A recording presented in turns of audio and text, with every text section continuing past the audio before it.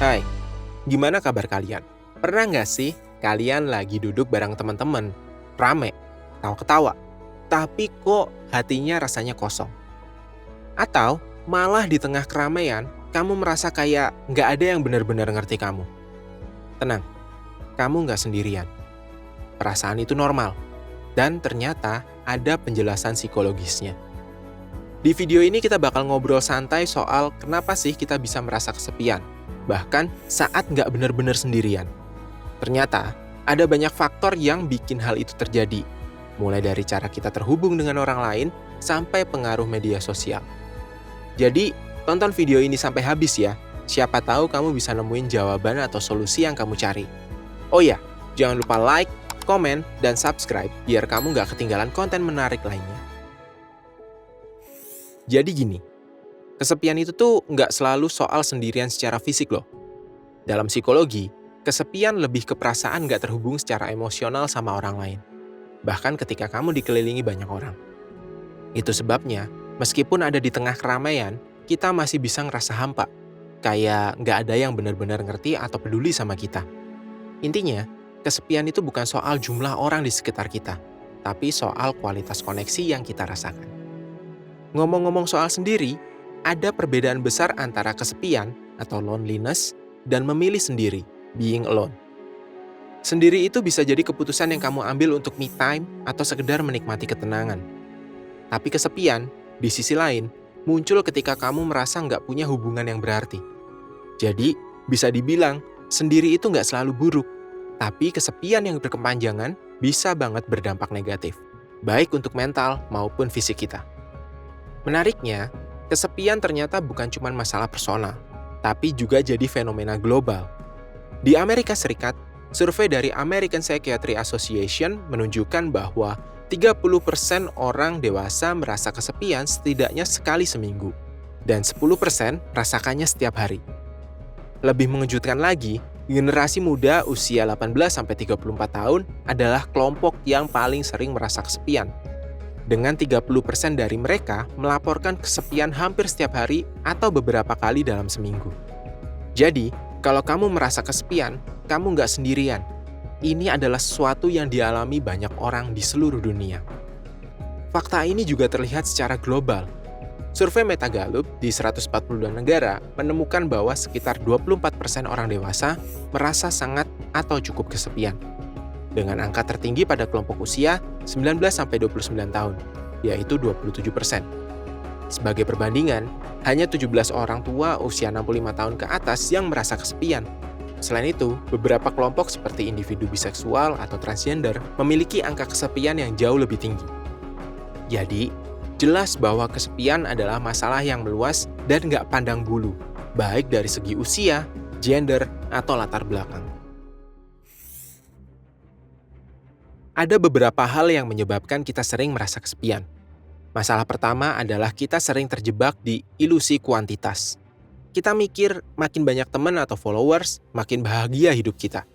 Tapi kenyataannya, hubungan yang bermakna jauh lebih penting daripada jumlahnya. Apa gunanya punya ratusan kontak di HP, tapi nggak ada satupun yang bisa kamu ajak ngobrol serius saat kamu butuh? Akhirnya, kita merasa kesepian karena nggak punya koneksi yang benar-benar mendalam. Teknologi dan media sosial juga punya peran besar dalam masalah ini. Di satu sisi, teknologi bikin kita lebih mudah terhubung. Tapi, di sisi lain, seringkali interaksi kita jadi terasa dangkal. Scroll, like, dan komen gak bisa menggantikan obrolan tatap muka atau pelukan hangat. Yang lebih parah, kita sering merasa harus tampil sempurna di media sosial. Dan itu bikin kita makin jauh dari hubungan yang otentik. Belum lagi harapan yang gak realistis. Media sering menggambarkan hubungan yang serba ideal. Selalu bahagia, selalu romantis, gak pernah ada konflik. Tapi itu jauh dari kenyataan. Saat hubungan kita gak sesuai dengan ekspektasi yang tinggi itu, kita jadi merasa gak cukup atau bahkan gagal. Padahal, setiap hubungan punya ups and downs, dan itu normal banget. Dan jangan lupa, pengalaman masa lalu juga bisa bikin kita lebih rentan merasa kesepian.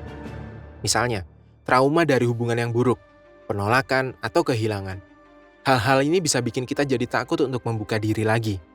Tapi sebenarnya, menurut teori Maslow, kebutuhan untuk terhubung dengan orang lain adalah salah satu kebutuhan dasar manusia. Sama pentingnya dengan makanan atau tempat tinggal. Jadi, wajar banget kalau kita merasa ada yang kurang saat hubungan kita nggak terpenuhi. Kesepian itu nggak cuma bikin hati nggak enak, tapi juga bisa ngacak-ngacak kesehatan kita loh. Dari sisi mental, kesepian sering menjadi pintu masuk kecemasan, depresi, bahkan burnout. Kamu jadi overthinking, ngerasa nggak ada yang peduli, dan itu bisa bikin hari-hari terasa berat banget. Tapi nggak cuma mental, dampaknya juga bisa nyata ke tubuh kita. Studi menunjukkan kalau kesepian bisa meningkatkan risiko penyakit jantung dan bisa bikin sistem kekebalan tubuh jadi melemah. Jadi, nggak heran kalau kamu gampang sakit atau ngerasa nggak fit saat merasa kesepian. Parahnya lagi, kesepian ini kayak lingkaran setan. Semakin kesepian, semakin susah buat buka diri ke orang lain. Kamu jadi takut ditolak atau ngerasa nggak layak untuk didengar. Akhirnya, kamu menarik diri lebih jauh, dan rasa kesepian itu makin kuat. Kondisi ini nggak cuma bikin hidup terasa sepi, tapi juga bisa jadi beban berat yang sulit dilepaskan tanpa bantuan atau usaha untuk keluar dari siklusnya. Pertama-tama, mulai dari diri sendiri. Kesepian itu normal, jadi nggak perlu merasa bersalah atau menyalahkan diri sendiri. Terima perasaan itu sebagai bagian dari pengalaman manusia. Daripada terus-terusan merasa buruk, coba tanyakan ke diri sendiri, apa yang sebenarnya aku butuhkan sekarang?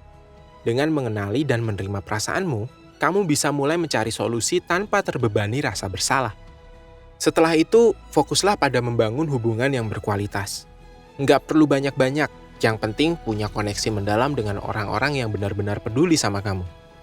Coba luangkan waktu buat ngobrol serius sama teman dekat atau keluarga, bukan sekedar basa-basi. Percaya deh, hubungan yang bermakna jauh lebih memuaskan daripada sekedar punya banyak kenalan. Yang ketiga, coba kurangi waktu di media sosial. Kadang kita terlalu sibuk nge-scroll, sampai lupa buat benar-benar hadir di dunia nyata. Ganti waktu yang bisa kamu habiskan di depan layar dengan ketemu orang secara langsung. Makan bareng teman, jalan-jalan, atau sekedar ngobrol santai bisa bikin kamu merasa lebih terhubung daripada ribuan like di Instagram. Kalau kamu punya waktu, coba juga terlibat dalam komunitas atau kegiatan baru. Gabung ke klub olahraga, ikut kelas seni, atau jadi volunteer di kegiatan sosial. Kamu nggak cuma dapat pengalaman baru, tapi juga punya kesempatan ketemu orang-orang yang punya minat sama. Dan kalau kesepian itu terasa terlalu berat, jangan ragu buat cari bantuan profesional. Kadang, ngobrol dengan psikolog bisa membantu kamu melihat masalah ini dari perspektif yang lebih sehat dan menemukan jalan keluarnya. Jadi, kita udah bahas banyak hal nih tentang kesepian.